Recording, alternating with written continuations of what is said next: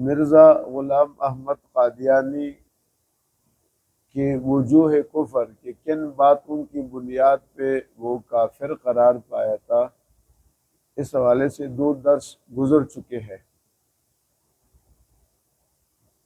دوسرا وجوہ کفر یہ ہے کہ انبیاء علیہ السلام کی توہین کرنا۔ انبیاء علیہ السلام آدم علیہ السلام سے لے کر جناب محمد الرسول اللہ صلی اللہ علیہ وسلم تک 1,24,000 پیغمبر اور رسول آئے ہیں، جن میں 313 رسول تھے۔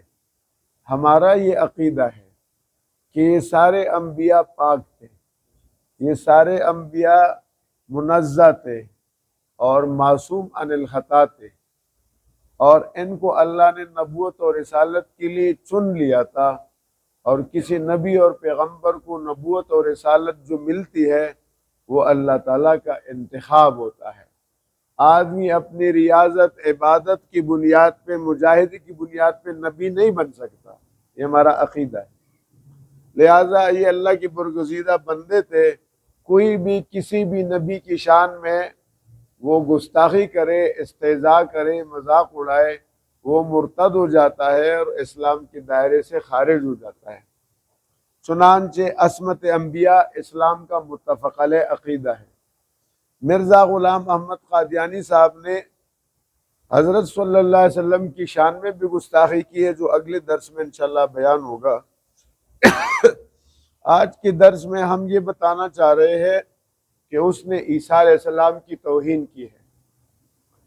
عیسیٰ علیہ السلام کے بارے میں ہمارا عقیدہ ہے کہ عیسیٰ علیہ السلام اللہ تعالیٰ کے نیک بندے تھے، پیغمبر تھے، اور بغیر باپ کے اللہ کی قدرت سے، جبریل علیہ السلام کی پھونک سے اللہ نے حضرت مریم سے پیدا کیا، اور قرآن میں ہے انہوں نے کہا انی عبد اللہ، میں اللہ کا بندہ ہوں، اللہ کا بیٹا نہیں ہوں۔ یہ عقیدہ ہے۔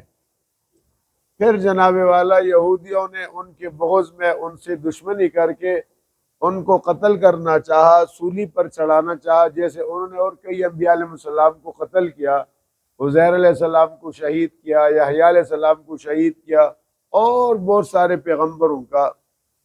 تو عیسیٰ علیہ السلام کی بھی وہ درپے ہو گئے، مگر اللہ نے ان کو صحیح سلامت زندہ آسمانوں پر اٹھا لیا۔ اور ہمارا یہ عقیدہ ہے کہ قرب قیامت میں عیسیٰ علیہ السلام نیچے اتریں گے، خود وہی پیغمبر ہوں گے، لیکن ہماری شریعت کی تابعداری کریں گے، جناب رسول اللہ صلی اللہ علیہ وسلم کی شریعت کی تابعداری ہمارا عقیدہ ہے، اور وہ پاک تھے اور ان کی والدہ بھی پاک تھی۔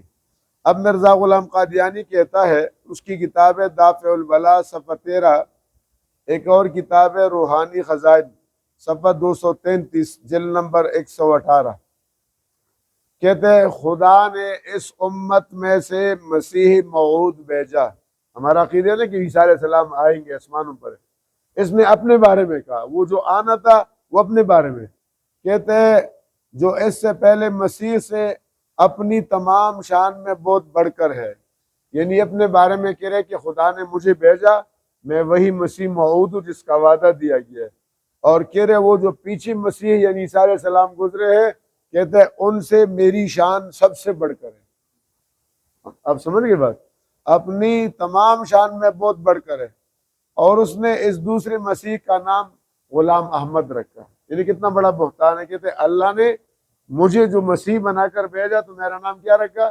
غلام محمد، حالانکہ اس کے باپ نے رکھا تھا غلام مرتضیٰ نے اس کا نام غلام محمد رکھا تھا۔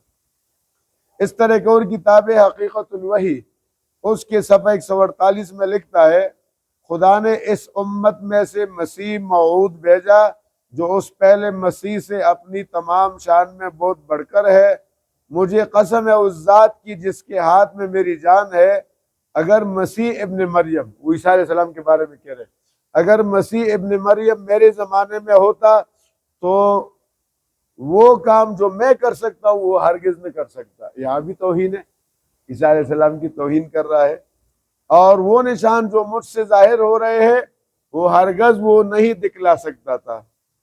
اس طرح ایک اور کتاب ہے کشتی نوح، اس کے صفحہ 56 اور روحانی خزائن کے جلد نمبر 19 صفحہ 60 پہ وہ لکھتا ہے، اور مجھے قسم ہے اس ذات کی جس کے ہاتھ میں میری جان ہے، اگر مسیح ابن مریم میرے زمانے میں ہوتا تو وہ کام جو میں کر سکتا ہوں وہ کبھی نہیں کر سکتا۔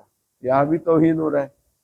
اس کے بعد وہ بتاتا ہے کہ اس کی کتاب براہین احمدیہ، اس کی کتاب مرزا غلام قادیانی کی، اس کا حصہ پنجم ہے اور سبب 85 ہے۔ اب اس نے اپنے ہاتھ سے کتاب لکھی ہے، وہ اللہ کی طرف نسبت کر رہے کہ جیسے اللہ نے موسیٰ علیہ السلام کو تورات کی تختیاں دی تھی نا، کہتے ہیں خدا نے یہ براہین احمدیہ مجھے دی ہے۔ جھوٹا ہے، اللہ پر بھی جھوٹ بولا۔ کہتا ہے اللہ تعالیٰ نے براہین احمدیہ حصہ سابقہ میں میرا نام عیسیٰ رکھا، حالانکہ براہین احمدیہ اس کی کتاب ہے، اللہ کی کوئی کتاب نہیں ہے۔ کہتے ہیں وہاں اللہ نے میرا نام عیسیٰ رکھا، اور جو قرآن شریف کی آیت پیشگوئی کے طور پر عیسیٰ علیہ السلام کی طرف منسوب تھی، دراصل ان سب آیتوں میں مراد ہوں۔ یعنی قرآن میں جہاں جہاں عیسیٰ علیہ السلام کا ذکر ہے، ذالک عیسی ابن مریم ہے نا قرآن میں، کہتے ہیں یہ میں مراد ہوں۔ اب دیکھیے قرآن میں بھی تحریف کر رہے، قرآن کی آیت کا مدلول مریم کا بیٹا عیسیٰ علیہ السلام ہے، جو بغیر باپ کے اللہ نے پیدا کیا، اپنے آپ کی طرف منسوب کر رہا ہے۔ اور اس نے جو اخیر میں کہا ہے کہ خدا تعالیٰ نے براہین احمدیہ حصے سے سابقہ میں میرا نام عیسیٰ رکھا، تو نعوذ باللہ یہاں مرزا صاحب اپنی کتاب براہین احمدیہ کو اللہ کی کتاب کہہ رہا ہے۔ اب نتیجہ کیا نکلا اس کو سمجھے۔ نتیجہ یہ نکلا کہ ابھی تک ہمارا اور آپ کا یہ یقین ہے کہ اللہ نے 4 بڑی کتابیں اور 100 صحیفے نازل کیے ہیں۔ کتنی کتابیں؟ 4 بڑی، اور صحیفے کتنے؟ 100۔ وہ جو بڑی کتابیں ہیں ان میں ایک کا نام تورات ہے، ایک کا نام زبور ہے، اور ایک کا نام انجیل ہے۔ تورات موسیٰ علیہ السلام پر نازل ہوئی، زبور داؤد علیہ السلام پر نازل ہوئی، اور انجیل عیسیٰ علیہ السلام پر نازل ہوئی، اور آخری کتاب قرآن مجید ہے جو حضرت محمد صلی اللہ علیہ وسلم پر نازل ہوئی، اور اس قرآن نے آ کر ساری کتابوں کو منسوخ کر دیا۔ اب تلاوت قرآن کی ہوگی، اگر عیسیٰ علیہ السلام تشریف لائیں گے تو درس قرآن کا دیں گے، نماز میں قرآن کی تلاوت کریں گے۔ یہ قرآن اصل عالمگیر۔ یہ بدماش کیا کر رہا ہے؟ اس نے براہین احمدیہ ایک کتاب لکھی اور کہا یہ خدا کی کتاب ہے۔ تو ہمارا اور آپ کا جو عقیدہ ہے کہ 4 بڑی کتابیں ہیں، اس نے کتنی بتا دی؟ بولے 5، بولے۔ تو 4 کتابیں جو اللہ کی کتابیں آسمانی، ان کے ساتھ ہاتھ کی لکھی ہوئی اپنی کتاب کو ملانا یہ کفر نہیں تو اور کیا ہے؟ براہین احمدیہ اس نے کتاب لکھی اور اس کو ساتھ ملایا کہ یہ بھی کیا ہے؟ اللہ کی کتاب ہے، تو یہ جھوٹ ہے۔ تو لہٰذا اس نے 2-3 غلطیاں یہاں پر کی ہے۔ ایک یہ کہ عیسیٰ علیہ السلام کی شان میں گستاخی کی ہے، دوسرے یہ کہ قرآن پاک کے اندر تحریف کی ہے۔ تحریف کیا ہے؟ کہ قرآن میں جہاں جہاں عیسیٰ علیہ السلام کا ذکر ہے یہ کہتے ہیں اس سے میں مراد ہوں۔ اور تیسری یہ کہ قرآن اور تورات، انجیل، زبور جو 4 بڑی کتابیں اور 100 صحیفے ہیں، ان میں ایک اور کتاب کا اضافہ کیا، اس کا نام براہین احمدیہ ہے کہ یہ اللہ کی کتاب ہے۔ نعوذ باللہ۔ یہ 3 اتنی بڑی جسارتیں ہیں جن کی وجہ سے اہل سنت والجماعت نے اس کے کفر کا فتویٰ دیا اور اس کو اسلام سے خارج کر دیا۔ اللہ تعالیٰ ان فتنوں سے ہم سب کی حفاظت فرمائے۔ اللہم صلی اللہ لا حول ولا قوت الا باللہ۔ یا اللہ کرم فرما، ہمارا ان ساتھیوں کا بیٹھنا قبول فرما، سب کو جزائے خیر عطا فرما۔ یا اللہ رسول اللہ صلی اللہ علیہ وسلم سے سچی محبت نصیب فرما۔ حضور کے ختم نبوت کی برکت سے ہمارے بیماروں کو صحت عطا فرما۔ ہمارے بھائی عبدالوحید صاحب یہ جو تشریف لاتے ہیں، ان کا بچہ بھی بیمار ہے، اللہ اس کو بھی صحت دے۔ حاضرین مجمع میں جو بیمار ہے، گھروں کے اندر بیماری ہے، یا اللہ سب کو صحت عطا فرما، شفا عاجلہ کاملہ نصیب فرما۔